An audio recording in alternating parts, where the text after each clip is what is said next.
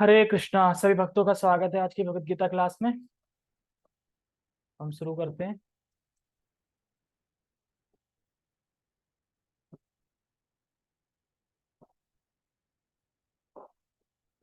Okay. ओम अज्ञानतिमिरान्धस्य ज्ञानञ्जनशलाकया चक्षुरुन्मीलितं येन तस्मै श्रीगुरुवे नमः। श्रीचैतन्यमनोभीष्टं स्थापितं येन भूतले स्वयं रूपः कदा मह्यं ददाति सपदान्तिकं। वन्देऽहं श्रीगुरो श्रीयुतापदकमलं श्रीगुरून् वैष्णवांश्च श्रीरूपं साग्रजातं सहगण रघुनाथान्वितं तं सजीवं साधुवेतं सावधूतं परिजन सहितं कृष्ण चैतन्य देवं श्री राधा कृष्ण पादान सहगण ललिता श्री विशाखांत विशांच। हे कृष्ण करुणा सिंधु दीन बंधु जगतपते गोपेश गोपिका कांता राधा कांता नमस्तते। तप्त कांचन गौरांगी राधे वृंदावनेश्वरी वृषभानुसुते देवी प्रणमामि हरिप्रिये। वाञ्छाकल्पतरुभ्यश्च कृपा सिन्धुभ्य एव च पतितानां पावनेभ्यो वैष्णवेभ्यो नमो नमः। जय श्री कृष्ण चैतन्य प्रभु नित्यानंद श्री अद्वैत गदाधर श्रीवासादि गौर भक्त वृंद। हरे कृष्णा कृष्णा कृष्णा हरे हरे हरे राम राम राम हरे हरे। रामाय रामभद्राय रामचंद्राय वेदसे रघुनाथाय नाथाय सीताया पते नमः। नमः विष्णुपादाय कृष्णपृष्ठाय भूतले श्रीमते भक्तिवेदांत स्वामिने इति नामिने। नमस्ते सारस्वते देवे गौरवाणी प्रचारिणे निर्विशेषा शून्यवादी पाश्चात्य देशधारिणे। हरे कृष्णा।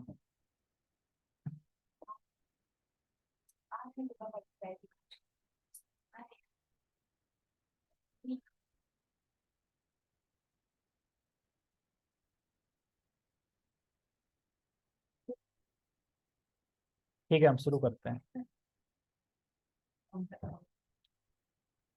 ओके।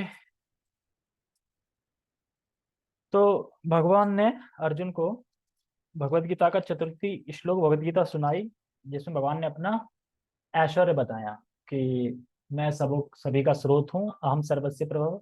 और जो इंसान मच्चित होके मदगत प्राणा होके मेरी भक्ति करता है, मैं उसे बुद्धि योग देता हूँ। फिर बताया कि भक्ति कैसे करनी है, तो बताया प्रीति पूर्वकम करनी है भक्ति।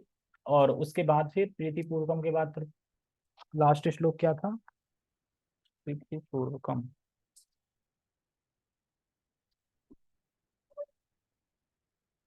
प्रीति पूर्वकम के बाद क्या था? प्रीति पूर्वकम ही तो लास्ट था ना शायद। 8 9 10 11। तो जब प्रीति पूर्वकम तुम्हें बुद्धि योग देता हूं, फिर उसका प्रीति पूर्वक प्रीति पूर्वक जो भजन करता है, उसके बाद फिर 12 13 में भगवान ने जब सारा कुछ बता दिया, तो फिर अर्जुन बहुत प्रसन्न हो गए, मतलब रोमांच आ गया अंदर से, भाव उत्पन्न हो गया। तो भाव में फिर बोल पड़े, क्या बोल पड़े? तो परम ब्रह्म परम धाम परम पवित्रम, इस तरीके से बोलने लगे। तो ऐसा नहीं है कि वो इसलिए बोल रहे थे कि कृष्ण उनके सखा थे, इसलिए नहीं बोल रहे थे, क्योंकि उनके हृदय में ज्ञान प्रकाशित किया, ज्ञान को प्रकट किया भगवान ने, इसलिए वो बोल पड़े। और वो ये कहना है कि मैं ऐसे ही नहीं बोल रहा हूँ, प्रमाण भी है वेदों से पुष्ट किया है। और बड़े बड़े जो ऋषिगण हैं वो भी बता रहे हैं।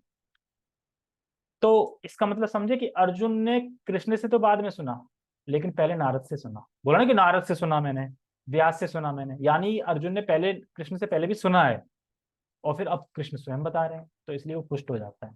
तो उसमें कोई वो नहीं रहता। ठीक है। आज के श्लोक में और अब उसी चीज को अब अर्जुन और आगे बता रहे हैं। ठीक है। पहले हम श्लोक पढ़ते हैं। भगवद गीता यथारूप अध्याय 10 श्लोक क्रमांक 14। सर्वम एतद्रतं मन्ये यन्मां वदसि केशव। एक सेकेंड, कौशल प्रभु रिपीट कर सकते हैं? ठीक है, अनम्यूट कर दिया है मैंने। सर्वम एतद्रतं मन्ये यन्मां वदसि केशव। नाही ते भगवन् व्यक्तिम विदुर्देवान दानवा सर्वम एतद्रतं मन्ये यन्मां वदसि केशवा नहि ते भगवन् व्यक्तिम विदुर्देवा न दानवा सर्वम एतदृतम मन्ये यन्मां वदसि केशवा। मतलब कह रहे हैं सर्वम एतदृतम मन्ये, मैंने, भगवान कह रहे हैं मैंने, मतलब अर्जुन कह रहा है मैंने आपसे, मतलब जो कुछ भी सुना है, मतलब जो कुछ भी आपने कहा है, जो कुछ भी आपने कहा है, यन्माम वदसी केशवा, हे केशव, आपने जो आपने जो ये जो आपने जो भी ये सत्य कहा है, यन्माम वदसी सर्वम एतदृतम मन्ने, मतलब जो भी सब आपने जो सत्य मुझसे कहा है हे केशव, उसको मैं सत्य मानता हूँ। क्यों सत्य मान? वेद से पुष्टि हुई, नारद जी ने बोला और व्यास देव ने बोला, और भी ऋषिगण है देवल आदि, इन्होंने बोला, तो इसलिए मैं इसको सत्य मान रहा हूँ, क्योंकि आप परम भगवान है ये मान रहा हूँ। ठीक है, तो जब भगवान कुछ बोलते हैं तो हमें स्वीकार करना चाहिए। भगवान जो बोलते हैं, कहाँ बोलते हैं भगवान, कहाँ बोलते हैं भगवान? हाँ गीता में बोलते हैं, भागवत और कहाँ बोलते हैं? गीता में तो बोलते हैं, गीता में बोल रहे हैं, भागवत में बोल रहे हैं, तो जो बोल रहे हैं वो हमें सत्य मानना चाहिए। अच्छा, लेकिन जो भगवान बोल रहे हैं वो, भगवत गीता में जिस काल के बारे में बताया, काल ने बोली भगवत गीता, कौन किसने बोला काल ने? तो मुझे तो पता है कि काल ने नहीं बोली, तो मुझे करा भगवत गीता ही में दिखाएंगे तुम्हें। हाँ देखो, नहीं लिखा, नहीं तो लिखा काल में, उसमें काल में हूँ, तो यही आया काल का, काल में हूँ, काल में हूँ और काल रूप में मैं सब कुछ छीन लेता हूँ। हाँ और काल में बोला तूने बोली होगी खुद ही, तूने घर बैठ के बोली होगी शायद से। सबको पता है कि अर्जुन को भगवत गीता बोली थी कृष्ण ने कुरुक्षेत्र में, सबको पता है। और कहीं भी शास्त्र श्लोक में ये श्लोक नहीं है कि हे अर्जुन मैं नहीं बोल रहा हूँ, मेरे अंदर वो काल बैठा है वो बोल रहा है, ये आया कहीं? इस संस्कृत में श्लोक दिखा दो ना, या रहा हूँ कि मैं नहीं बोल रहा हूँ काल बोल रहा है। अब कौन कर रहा है? श्लोक तो वही है, श्लोक यही है, श्लोक में दिखा दो कहाँ लिखा है। अब ऐसा नहीं है कि, ऐसा भी करते हैं ना कुछ लोग, जैसे भगवान कहते हैं कि उस अव्यक्त की शरण में नहीं जाना है, जो अव्यक्त की शरण में जा रहा है, व्यक्ति की शरण में जाना है, व्यक्ति मतलब कि जो निराकार की शरण में नहीं जाना है। और लेकिन उसमें क्या है, वो आ हटा देते हैं कि देखो अबुद्धि, मतलब एक तो बुद्धि, जो बुद्धिमान लोग हैं वो भगवान की शरण में जाते हैं, जो कि निराकार है उसकी शरण में नहीं जाते जो बुद्धिमान लोग हैं। लेकिन उन्होंने बा को हटा के आ को उठा के उस श्लोक को तरुण मरोड़ दिया है और बता दिया देखो भगवान कह रहे हैं कि जो निराकार की शरण नहीं जाता, जो निराकार की शरण में नहीं जाता है वो बुद्धिहीन है, और जो निराकार की शरण में जाता है वो बुद्धि वाला है, मतलब उल्टा कर दिया उसका। अब ऐसे कोई गीता हो कि जिसमें श्लोक ही उल्टा कर दिया हो तो फिर क्या फायदा? वो जो श्लोक दिखाएंगे वो श्लोक अपनी गीता में भी देखो, सेम टू सेम वर्ड होने चाहिए, तो उसमें कहानी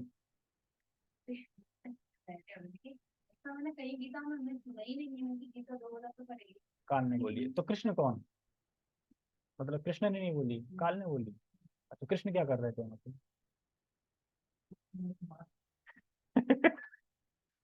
बहुत से ऐसे बोलते हैं शिव बाबा ने बोली है इसके अंदर, उसने बोली है इसके अंदर, शक्ति प्रवेश करी उसने बोली है, फालतू की बातें नहीं सुननी। ठीक है, तो सर्वम एत मन्ये यन्मा वदसी केशवा, हे केशव आप जो कुछ भी बोल रहे हैं उसको मैं सत्य मानता हूँ।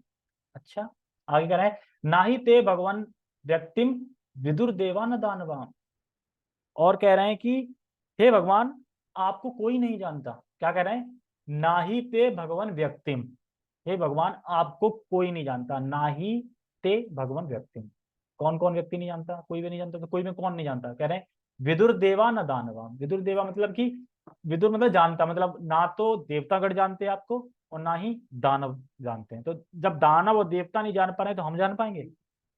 तो हम तो कुछ भी नहीं है, ये भगवान इस लोगों में बता रहे हैं। ठीक है, तो हम तो कुछ भी नहीं है। आपको बोले कि क्या कारण था कि भगवान को देवता और दानव नहीं जानते, क्या कारण है? अरे तो देवता ऐसे ही बन गए क्या? देवता में इंद्र भी आ रहे हैं, ब्रह्मा भी आ रहे हैं देवता में, तो वैसे ही बन गए क्या? हाँ तो बता क्यों नहीं जान पाते? इसलिए नहीं जान पाते क्योंकि भगवान के बाद आए हैं। ऐसे तो हुआ है ये। हाँ तो यही तो सिंपल है ना, भगवान के बाद आए हैं ना। ये यहीं पे सेंड होता है क्या? हमले यहीं आ जाती है। अच्छा ठीक है, इकट्ठा बना दो ना, 1 घंटा टाइम लेके आगे तक। और तो लॉयर से जो बुद्धिमान व्यक्ति होता है वो यही करता है ना। उससे क्या, फिर तो पार्ट 1 पार्ट 2 ही तो करना होगा उसमें, और क्या करना होगा? नाम कैसे चेंज होगा? नाम कैसे चेंज होगा पार्ट 1 पार्ट 2 करने में? डिस्क्रिप्शन तो वही रहेगी। अच्छा ठीक है, समझाओ फिर। तो क्या कारण था? क्योंकि भगवान अनादि है और अनंत है। अनादि मतलब पहले से ही थे मतलब है, अनंत मतलब हमेशा रहेंगे। लेकिन जो देवता असुर आते हैं वो क्या होते हैं, आते हैं जाते हैं, आते हैं जाते हैं, आते जाते हैं, इसलिए नहीं जान पाते हैं। इसलिए देवता भी मुझे नहीं जान पाते। अच्छा, जब देवता नहीं जान पा रहे, दानव नहीं जान पा रहे, दानव वाले में भी बहुत शक्ति होती है, जब दानव से तो नीचे मतलब शक्ति में अगर कंपेयर किया जाए। लेकिन जो भक्त है फिर वो एक अलग कैटेगरी में आ जाता है, फिर उसमें देवता दानव ये सब पीछे हट जाते हैं। तो हम कैसे जान सकते हैं? तो भगवान भगवत गीता के श्लोक में बताते हैं, भक्त्या माम अभिजानाति। जो मेरी भक्ति में लगे रहते हैं, जो मेरी भक्ति करते हैं वो मुझे जानते हैं। तो यानी देवता नहीं जानते, असुरगण यानी दानव नहीं जानते, जो मेरी भक्ति करते हैं वो मुझे जानते हैं।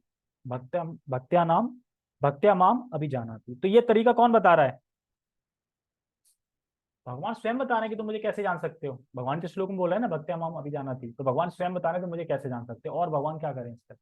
फिर भी मूड व्यक्ति है वो कह देते हैं ना, जैसे आपसे कह रहा है कि काल ने बोली, कोई कह रहा है इसने बोली उसने बोली, फिर भी ऐसा भगवान कह रहा है मुझसे परे कुछ नहीं है, मैं बोल रहा हूँ, मेरी शरण में आना है, सब कुछ तो खुल के बोल रहे हैं। अब कोई उसमें घुमा फिरा दे वो बात अलग है, और उसकी कोई गलती नहीं, उसकी टीचर ने भी बताया होगा वैसा, वो अपने टीचर का पालन करना है ना। फिर बाद में उसका टीचर भी जाएगा नरक और वो भी जाएगा।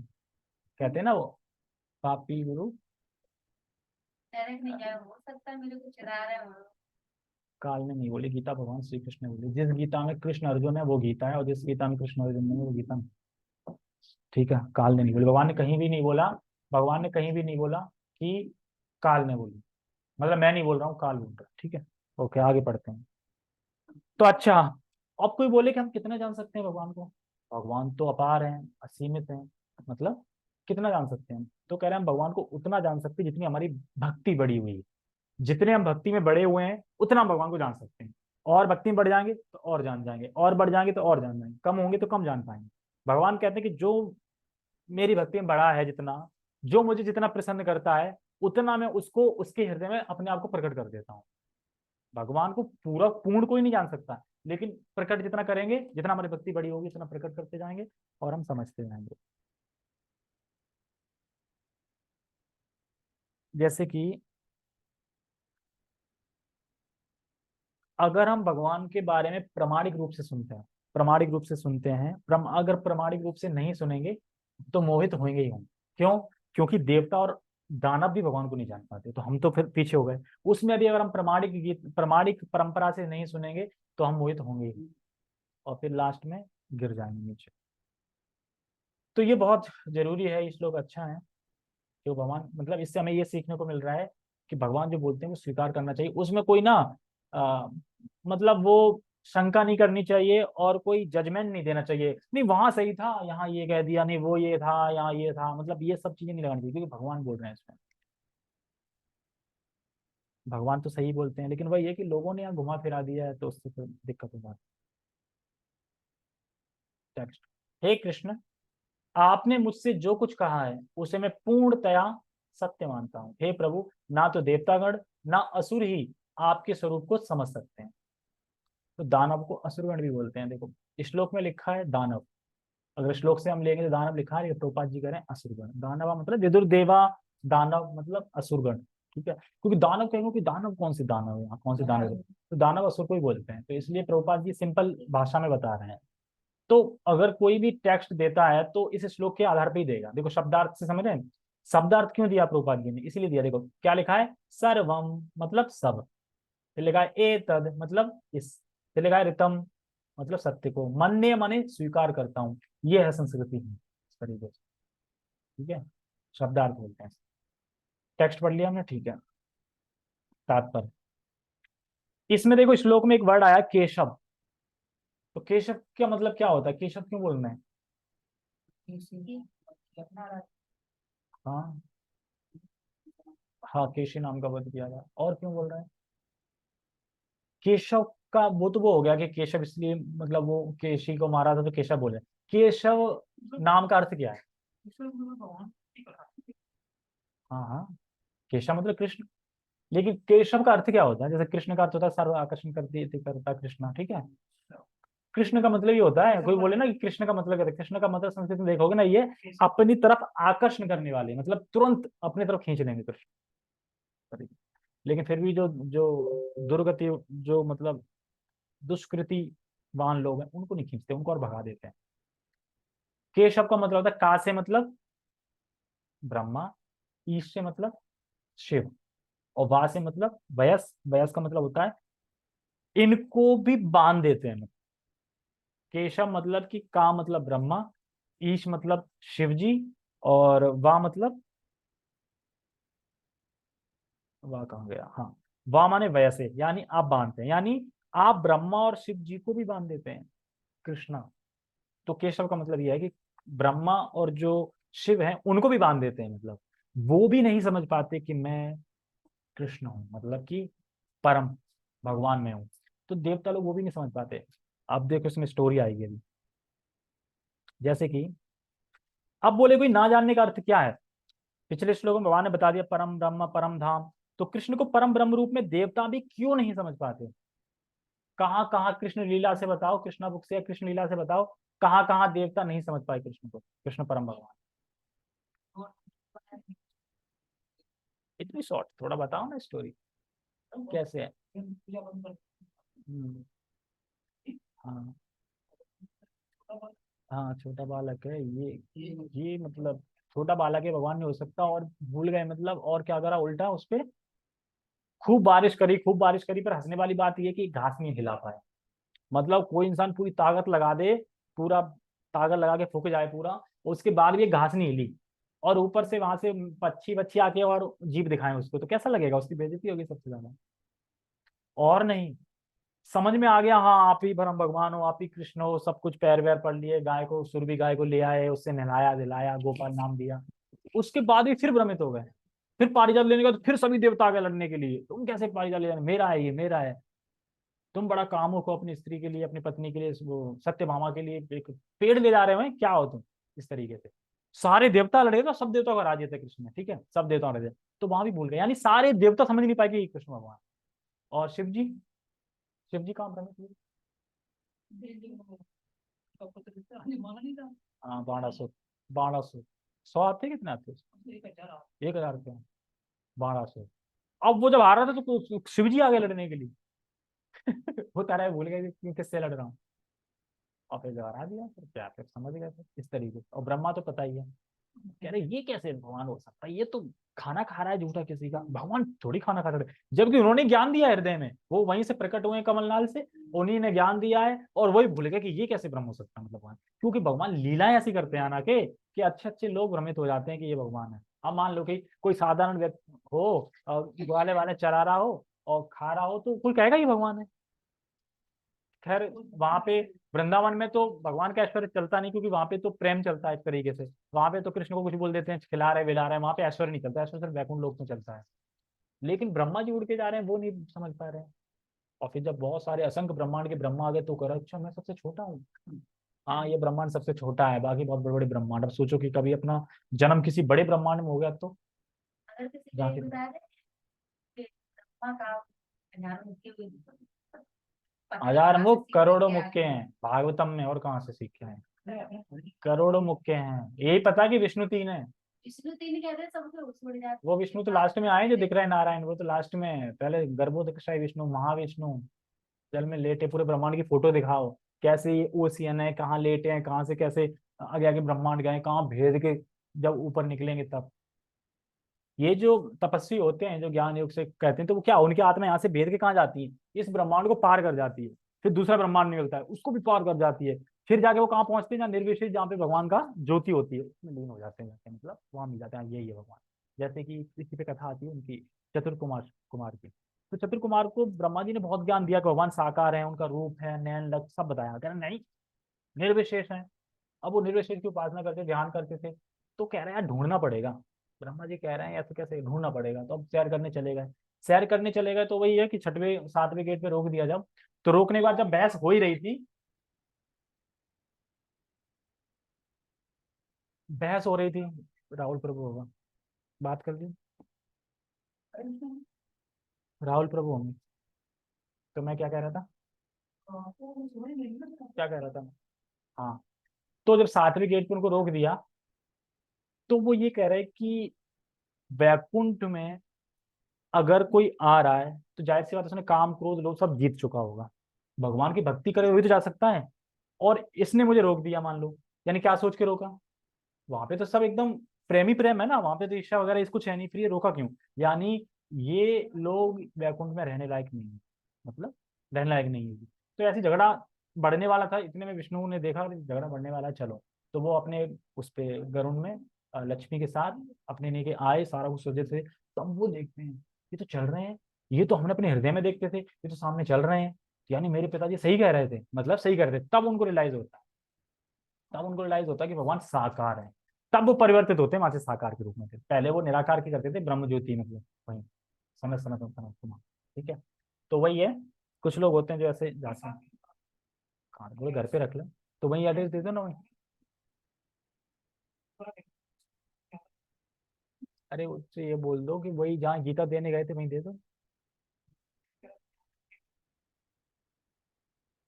अरे वो जब तक यहाँ आ रहा है उतना वहां नहीं चला जाता तुरंत।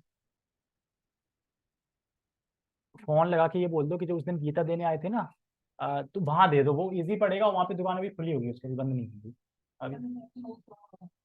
चला गया होगा तो घर रख लेंगे, फिर मैं जो घर से ले लूंगा कोई नहीं। ठीक है, सॉरी फॉर डिस्टरबेंस। कहाँ पे थे, तो समझ में आया क्या मैं किस लिए सुना रहा था ये, कहाँ पे बात आई थी।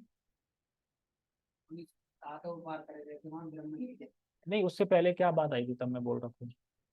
हाँ, कृष्ण लीला चल रही थी ना, कृष्ण लीला मतलब बताओ कि ब्रह्मा कहाँ भ्रमित हुए, ये सब चीज चल रही थी। तो देवता और असुर, असुर तो रहते ही भ्रमित होने तो पता ही नहीं। तो फिर हमारी क्या बात है, तो लेकिन जो भक्ति करता है वो भगवान को जानता है, भगवान बता रहे हैं। ठीक है, ओके, पर पढ़ते हैं। यहाँ पर अर्जुन इसकी पुष्टि करता है कि श्रद्धाहीन तथा आसुरी प्रकृति वाले लोग कृष्ण को नहीं समझ सकते। देखो, जिसके हृदय से पाप, जो जिसके हृदय, जो हृदय से, जिसके हृदय में पाप है नहीं, पाप से रहित है जिसका हृदय, वो भगवान में शास्त्रीय श्रद्धा रखेगा।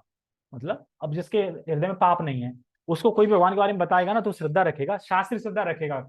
शास्त्र में बोला है एकादशी उपवास रखने से ये लाभ मिलता है, तो मिलता है। शास्त्र में लिखा है कि जो गीता का दान करता है वो एक कल्प तक विष्णु लोक में वास करता है, सही है। ठीक है, वो जो पढ़ेगा वो शास्त्र से करेगा। जिसके हृदय में पाप नहीं है, वो जिसके हृदय में पाप है वो श्रद्धा नहीं करेगा। अन्यथा लोग लीला सुन के भी नहीं समझ पाते है ना, कि खूब लीला बताओ, कृष्ण लीला चल रही सब कुछ है, लेकिन लीला समझ, लीला सुन के भी सुनाओ तब भी नहीं समझेंगे, क्यों, हृदय में पाप है, जब तक पाप खत्म नहीं होगा नहीं समझ पाते। जब देवतागण तक उन्हें नहीं समझ पाते तो आधुनिक जगत के तथाकथित विद्वानों को क्या कहना। यहाँ से समझ में आ रहा है कि भगवान को समझने के लिए बुद्धि की जरूरत नहीं है। कौन सी बुद्धि, बुद्धि तो होनी चाहिए। बुद्धि मतलब कि किसी विद्वान बन गए, बहुत पढ़े लिख गए, जब तो पढ़ेंगे लिखेंगे नहीं जब तो कैसे समझेंगे, तो वो बुद्धि की जरूरत नहीं है। जो,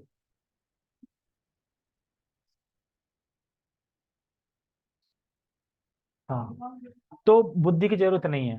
किस चीज की जरूरत जरूरत है, विनम्रता की। नम्रता की मतलब विनम्रता, हमें विनम्र होना चाहिए। विनम्रता की जरूरत है, नम्रता की जरूरत है। तो व्यक्ति जब गुरु परंपरा के ज्ञान से सुनकर, मतलब गुरु परंपरा है उसके ज्ञान को जब स्वीकार करता है, क्योंकि नम्रता होगी, विनम्रता होगी तो जो स्वीकार करेगा, स्वीकार करता है ये समझ कर करके कि देखो मेरी इंद्रियां तो अपूर्ण है, मैं तो कुछ समझ नहीं सकता। 200 रुपए। हाँ वो चाह रहे हैं, वो तो अलग है ना, वो तो उसमें वहाँ पे फैक्ट्री लेने के लिए, वो तो क्या, ये चार मंगाए वो तो अलग है, वो तो फैक्ट्री के लिए है। 10 मंगाए वो दे देना। ठीक है ना? चार तो समझ में आया, समझ करके मेरी इंद्रियां अपूर्ण है, तब वो समझ सकता है। अगर मान लो कोई ये समझे मुझे सब कुछ आता है, मैं तो सब कुछ जानता हूँ, तो कोई स्वीकार करेगा सामने वाले की बात? सब कुछ आता है ना पहले, लेकिन उसने देखो मैं तो मूर्ख हूँ, मुझे कुछ नहीं आता, मैं तो मूर्ख हूँ, आप जो बता रहे हो वो सही है। अगर ऐसे कोई विनम्र होगा वो समझ पाएगा भगवान को। अब जो खुद चौड़ा हो गया, अरे तुम्हें क्या आता है, मुझे सब कुछ आता है, गुरु के पास पहुंच गया, अरे तुम क्या बताओगे, मैं बता देता हूँ, मैं ही भगवान हूँ, जैसे आया था ना, मैं ही भगवान हूँ। मैंने ठीक है, हरे कृष्ण आप ही भगवान हो, जाओ। मैंने कहा अच्छा है ना, ले चलते, गोवर्धन उठवाते हैं इनसे दोबारा से, है ना, गोवर्धन उठवा लेते, गोवर्धन उठवाते, तो ऐसे आ जाते हैं। ठीक है, जैसे एक बार शीला प्रभुपाद कुछ दर्शकों से बात कर, दार्शनिक जो दार्शनिक होते हैं ना, उनसे कुछ बात कर रहे थे शीला प्रभुपाद जी, तो दर्शकों से पूछा शीला प्रभुपाद जी ने कि बताओ भगवान कौन है? तो वो कहते हैं मैं भगवान का नाम नहीं जानता, पर भगवान के बारे में जानता हूँ, भगवान के बारे में जानता हूँ, पर भगवान कौन है ये नहीं जानता। उधर जाके सटावटी कर दो ना पूरा, वही। हाँ जी, समझे क्या बोल रहे हैं? नहीं नहीं, नोट से कर रहे, नोट से कर रहे।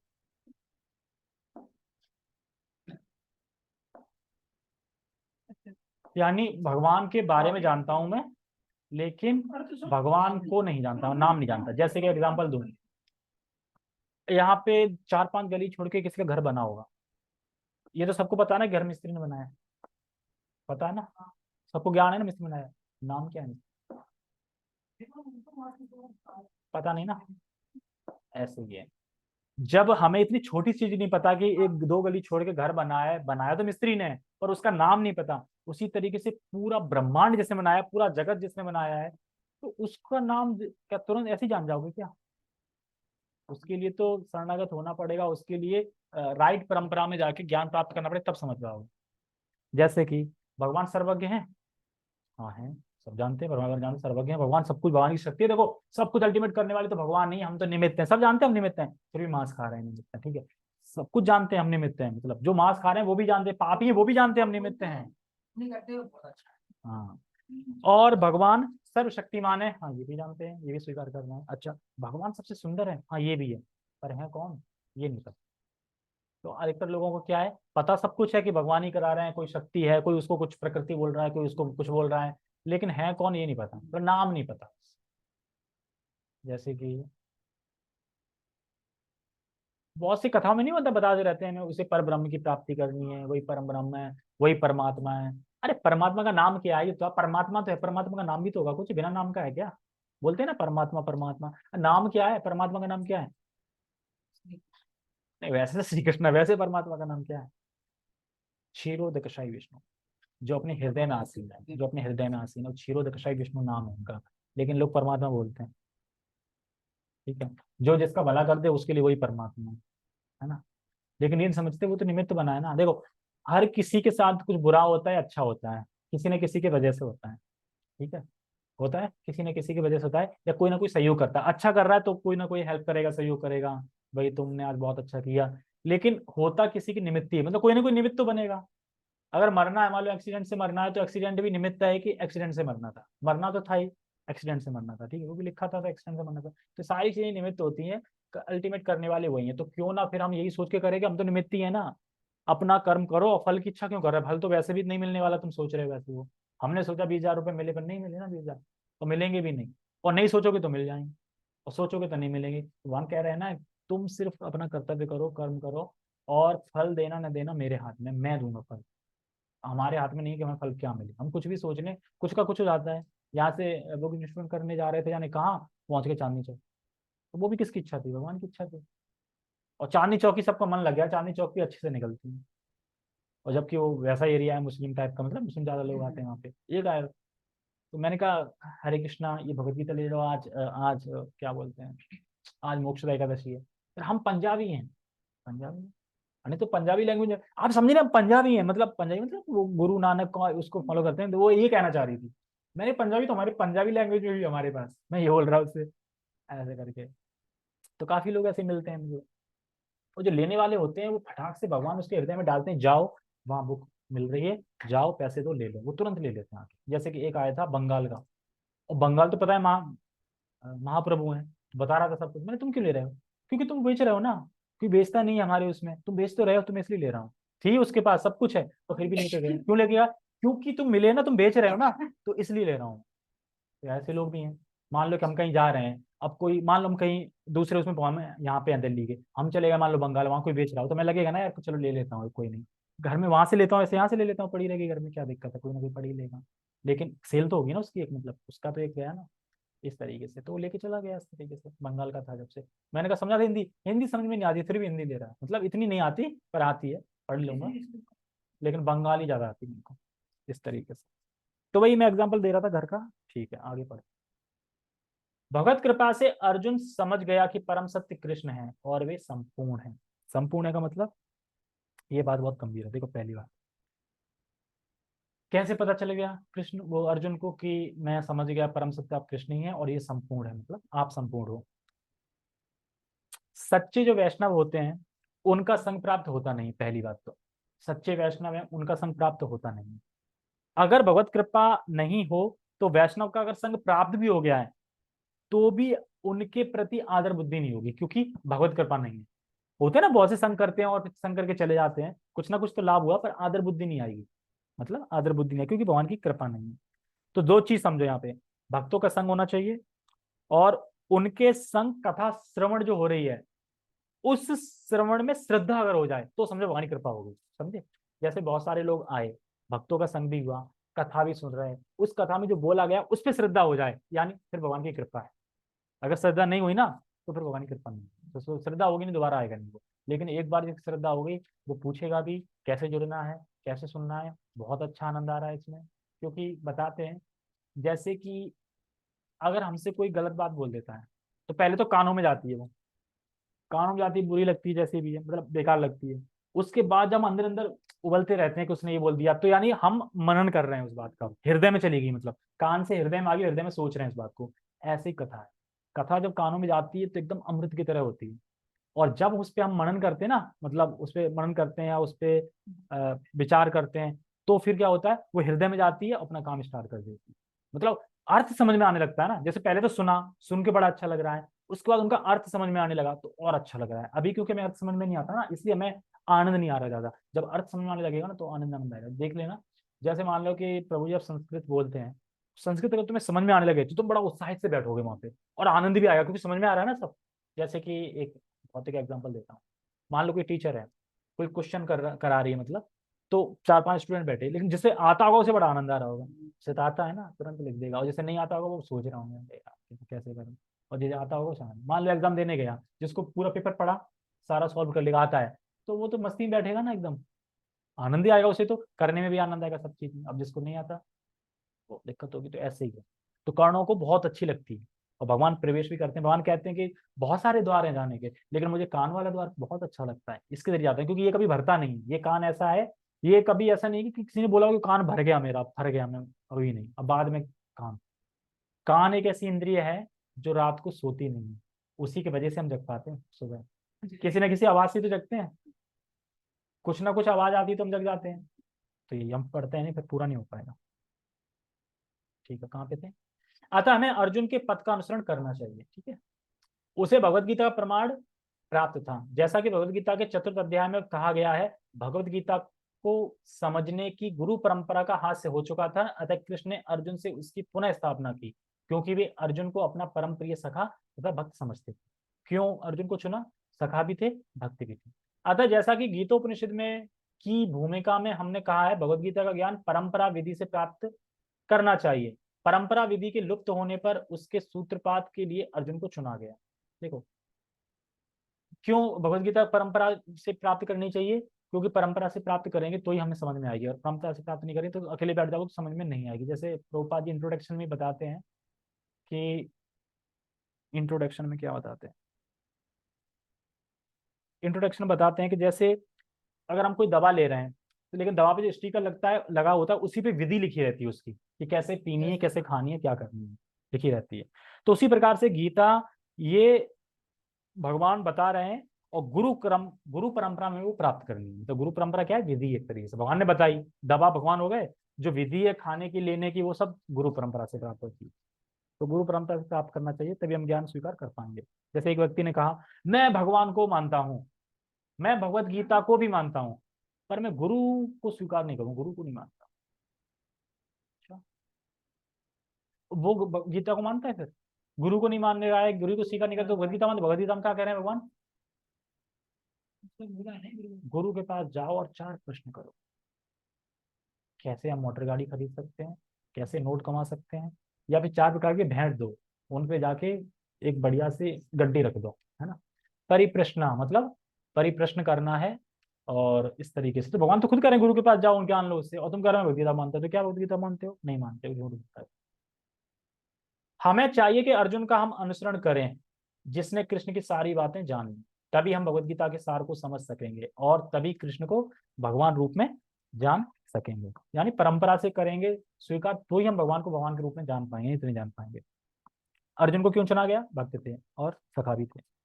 भगवान पे एकनिष्ठ भाव से श्रद्धा रखकर अगर स्वीकार करेंगे, तो जैसे एकनिष्ठ होके और भगवान पे श्रद्धा से रख के करेंगे, जो बोल रहे हैं भगवान वह सत्य है, और हम अपने अपूर्ण इंद्रियों का, मैं अपूर्ण हूँ, मेरी इंद्रिय अपूर्ण है, इसलिए हम समझ नहीं पा रहे, पर भगवान जो बोल रहे हैं वो सत्य है, और गुरु परंपरा से हमें उसको श्रद्धा से स्वीकार करना है।